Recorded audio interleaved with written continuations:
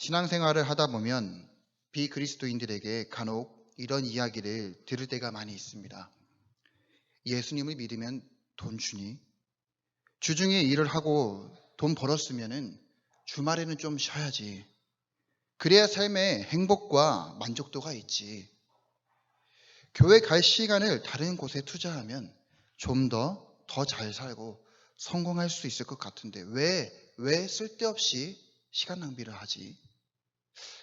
이렇게 세상의 목소리를 듣고 생각해 본다면 교회에서 신앙생활하는 시간, 또 기도하는 시간, 말씀을 읽는 시간, 그 모든 시간을 우리가 세상의 흐름에 맞춰 생각하고 살아간다면 아무래도 세상의 기준에 맞게 무엇이라도 이룰 수 있는 상황이 올 수도 있을 것 같기도 하고 성공한 인생을 살아가며 돈도 많이 벌고 부유하게 살아갈 수도 있을 것 같기도 합니다.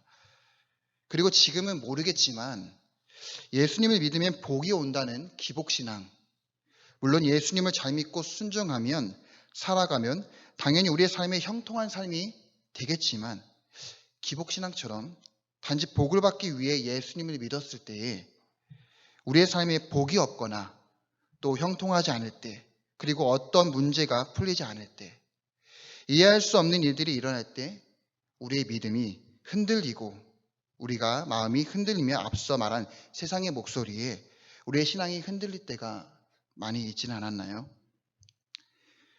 예수 믿지 않는 사람들은 저렇게 모든 일이 잘 풀리는데 왜 예수 믿는 우리는 이렇게 힘든 거지? 하나님께서 살아계신다면 당연히 우리와 함께 하신다고 말씀을 하셨는데 그분은 왜 이렇게 조용하시지? 왜 아직도 우리의 삶에 관여를 안 하는 것 같지? 라는 질문들이 많이 생각되어집니다. 우리 모두가 예수님을 믿고 따르는 삶 가운데 풀리지 않는 일들, 갈수록 마음이 힘든 일들이 더 보이며 끊임없는 난관들이 우리 앞에 놓여져 있기만 합니다. 이럴 때에 우리는 이성적으로 하나님은 살아계신다, 하나님은 우리와 함께 하신다라는 것을 듣고 알고는 있지만 사실 이 마음적으로는 하나님은 정말 살아계시나? 하나님은 정말 우리의 삶을 인도하시나? 하나님은 정말 우리를 사랑하시나? 의심이 들 때가 많이 있기도 합니다. 오늘 본문 시편 73편은 아삽의 시편입니다. 시편 중에 악인들의 형통을 자세하게 말해주는 시편 중에 하나입니다. 시편의 저자도 답답했었는지 악인들은 갈수록 형통한 삶을 살아가고 있고 오히려 믿음을 지켜 살아간 자신에게는 얻은 것은 없고 돌아온 것은 그에게 불운과 모욕, 종일 재난과 징벌이 다가온다고 말을 합니다. 이런 상황을 마주한 시편의 저자는 얼마나 많은 고민을 했을까요? 자신의 믿음을 얼마나 많이 돌아봤을까요? 믿음으로 살아간 삶이 얼마나 허무하다고 느껴졌을까요? 많은 시간을 하나님께 드렸지만 세상 사람들보다 되는 게 없을 때 정말 하나님은 살아계시나? 대체 내가 믿고 있는 분은 나를 사랑하시고 나를 축복해 주시나? 라는 질문들이 얼마나 많았을까요? 하지만 시편의 저자는 끊임없이 계속 고민하고 마음을 지키면서 나중에 후에 깨닫게 됩니다. 오늘 본문 15절에서 17절 말씀을 메시지 성경에서는 이렇게 말을 합니다. 내가 이런 생각을 받아들이고 입 밖에 냈다면 주님의 귀한 자녀들을 배신하게 되었을지도 모릅니다. 어떻게 된 일인지 알아내려고 했으나 내가 얻은 것은 극심한 두통뿐이었습니다. 하나님의 성소에 들어가서야 비로소 전모를 파악했습니다. 라고 말합니다. 믿음이 흔들릴 수 있는 세상의 유혹, 세상의 부유함, 세상의 형통한 삶들이 우리들 주변에 많이 보여집니다.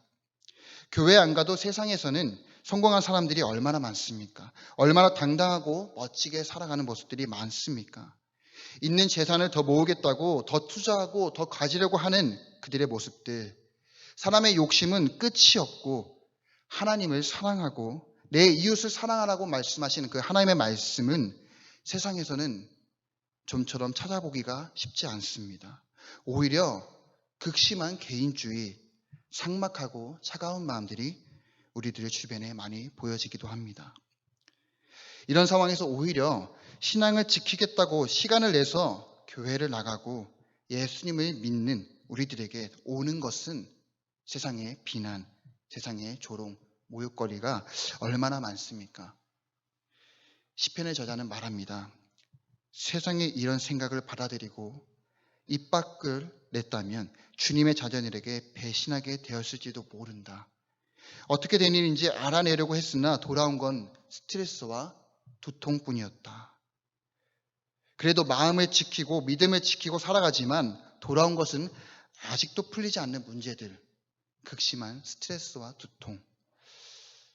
우리도 신앙생활을 하다 보면 세상 사람들은 잘 되고 모든 일이 잘 풀리는 것 같고 믿음을 지켜 살아온 일은 풀리지 않는 일들, 스트레스를 받고 고통 가운데 있는 일들이 얼마나 많습니까?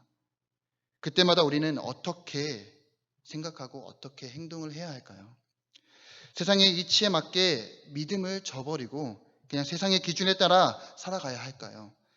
아니면 믿음을 지켜 내가 바라보는 하나님을 끝까지 바라보며 그 믿음의 완주를 해야 할까요? 시편의 저자는 말합니다. 하나님의 성소에 들어가서야 비로소 전모를 파악했습니다. 결국 악인들의 형통은 세상에서 잘 되어 보이고 성공한 것을 보일 수 있지만 그 끝은 멸망이라는 것을 시편의 저자는 알게 됩니다. 본문 73편 18절에서 19절에서는 이렇게 말합니다.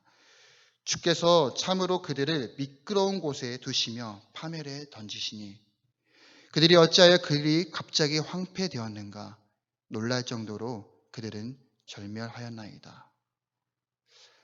하나님이 없다고 말하는 세상, 악인들의 형통한 삶은 그 끝은 하나님의 심판이 있다는 것을 시편의 저자는 깨닫게 됩니다.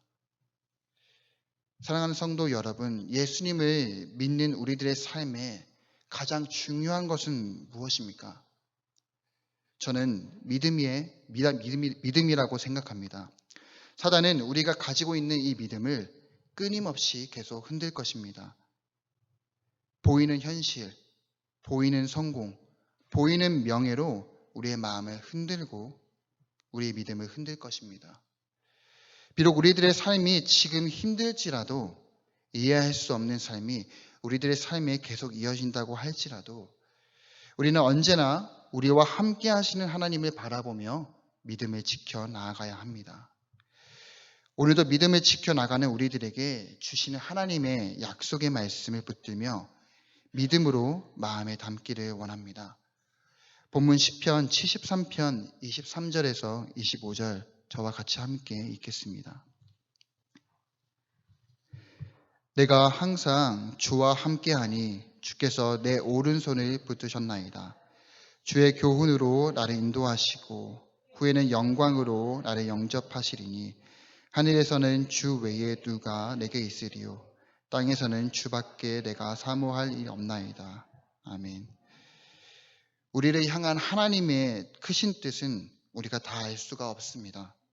우리에게 주어지신 이 하루 주님의 뜻을 구하면서 하나님을 사랑하고 내 이웃을 사랑하라고 말씀하신 그 하나님의 말씀을 붙들면서 오늘도 주님을 바라보는 하루가 되기를 간절히 소망합니다.